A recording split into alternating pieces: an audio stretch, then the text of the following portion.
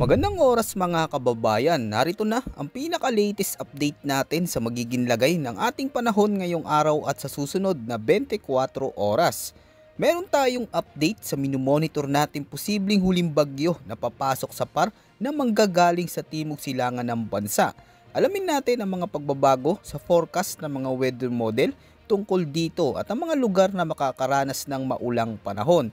Para lagi kang nakamonitor sa lagay ng ating panahon, i-click mo lang ang subscribe button. Sa kasalukuyan, ang Intertropical Convergence Zone o ITCZ ay patuloy na nakakaapekto ngayon sa Palawan, Visayas at Mindanao na nagdudulot ng mga biglaang mga pag-ulan at thunderstorms lalo na sa hapon o tuwing pagsapit ng gabi. Samantala, ang Northeast Monsoon o amihan naman ang nagdudulot ng malamig at masungit na panahon sa hilagang bahagi ng Northern Luzon. Sa magiging lagay ng ating panahon ngayong araw para sa Palawan, Visayas at Mindanao, asahan ang maulap na kalangitan na may mga kalat-kalat na pag-ulan at thunderstorms dulot ng Intertropical Convergence Zone. Maaaring tumagal ito ng ilang oras kapag tumama na sa bundok o mas mataas na terrain, kaya tumataas ang chance ng orographically enhanced rainfall. Ibig sabihin, humahalo ang ulan at topografiya, kaya mabilis na tumataas ang daloy ng tubig sa ilog. Kaya mataas ang panganib ng flash floods sa mababang lugar at mga watershed at ng landslide sa mga batuhan o lugar na may slope terrain na basang-basa at destabilize na.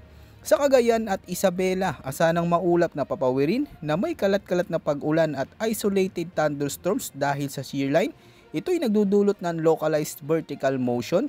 Minsan mabilis ang pagbuo ng malalalim na ulap na nag-iipon ng malakas na ulan at malalakas na hangin. Kaya posibleng magkaroon ng panandaliang malakas na flash flood, lalo na sa mga urban na lugar na may hindi maayos na drainage.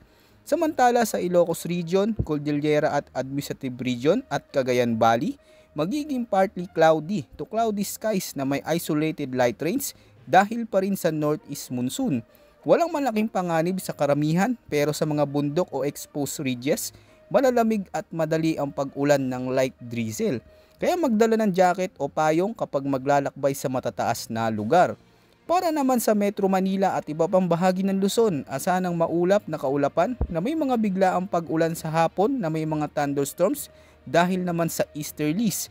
Maging alerto dahil dito, posible rin ang biglaang mga pagbaha at landslides, lalo na tuwing may mga umiiral na severe thunderstorms at ugaliing mag-monitor sa mga advisory ng inyong lokal na otoridad. Para naman sa lagay at kondisyon ng hangin at karagatan, mas ramdam sa hilaga at kanlurang bahagi ng Luzon ang umiiral na amihan na nagdadala ng moderate to strong na hangin mula hilagang silangan. Dahil dito, asahan ang katamtaman hanggang maalon na karagatan na may taas ng alon na aabot sa 1.5 hanggang 3.1 meters. Ibig sabihin nito, mas malikot ang dagat at may pagkakataong biglan lumakas ang mga hampas ng alon, lalo na malapit sa mga baybay na nakaharap sa hilagang silangan. Samantala sa nalalabing bahagi ng bansa, mas banayad ang kondisyon na may light to moderate na ihip ng hangin mula silangan hanggang hilagang silangan at slight to moderate naman ang mga pag-alon na nasa 0.6 hanggang 2.1 meters. Bagaman mas maaliwalas at mas tahimik ang dagat kumpara sa hilagang bahagi, hindi pa rin ito dahilan para maging kampante. Ang mga biglaang pagbuo ng localized na hangin o thunderstorms ay maaaring magpataas ng alon ng hindi inaasahan lalo na sa hapon.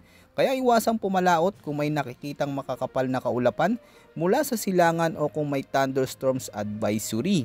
Ngayon, update naman tayo sa tropical cyclone threat potential na minomonitor natin. Sa ngayon, wala pa rin tayong indikasyon ng bagyong mabubuo sa loob ng linggong ito. Pero pagpasok ng ikalawang linggo ng forecast period mula November 23 hanggang 26, isang pattern ang paulit-ulit na lumalabas sa iba't ibang modelo. Ang posibilidad ng pagbuo ng isang weather disturbance sa may timog silangan ng Philippine Area of Responsibility. Base sa mga pinakabagong projection, posibleng umangat ang sirkulasyon nito patungo sa Mindanao, tatawid sa Visayas at maaring umabot sa Southern Luzon. Sa ngayon, mababa pa ang tsansa na agad itong maging ganap na bagyo. Bagaman hindi nakikita ng mga modelo na mabilis itong lalakas, mas nagmumuka itong sistemang mananatili sa antas ng tropical depression o mahinang tropical storm, depende sa init ng dagat o ihip ng hangin sa paligid nito. Kapansin-pansin din sa ensemble forecast ng iba't ibang modelo, kasama na ang makabagong visualization ng Google DeepMind simulations, ang sunod-sunod na markings o dots na kumakatawan sa posibleng ruta ng sistema. Kapag ang mga dots ay nagsisiksikan sa isang direksyon, mas tumitibay ang posibilidad na doon nga ito tatawid. Sa kasalukuyan, karamihan sa mga trajectories ay nagpapakita na ang sistema ay gagalaw pakanluran, tatawid sa Visayas o Southern Luzon at maaaring lumabas patungong West Philippine Sea. Ang mga color-coded dots, kapag nag-green ito, ay karaniwang indikasyon na nasa tropical storm intensity ang inaasang lakas. Hindi ibig sabihin nito na siguradong lalakas ang sistema, kundi ito ang posibleng maximum intensity base sa kasalukuyang kondisyon sa dagat at atmosphere.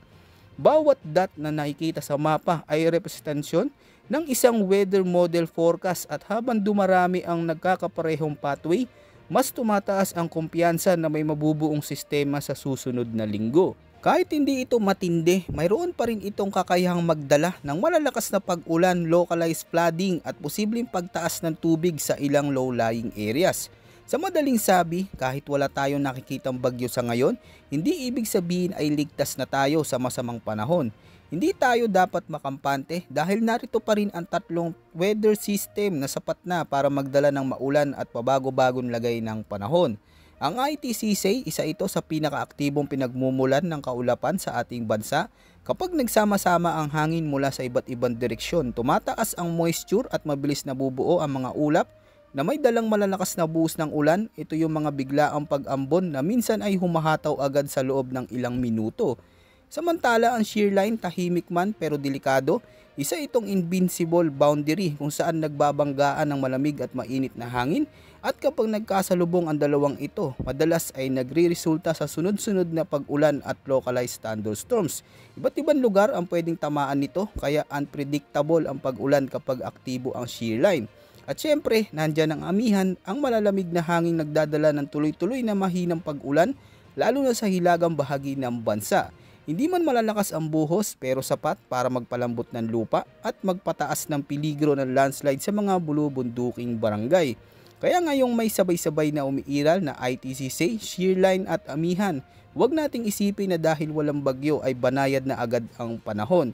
Ang kombinasyon ng mga ito ay sapat para magdala ng maulang araw, pabugso-bugsong pag-ulan at bigla ang pagbabago sa lagay ng kalangitan. Ito ang dahilan kung bakit mahalagang nakasubaybay sa bawat galaw ng panahon at patuloy naming ihahatid ang mga pinakabagong impormasyon para manatili kayong handa.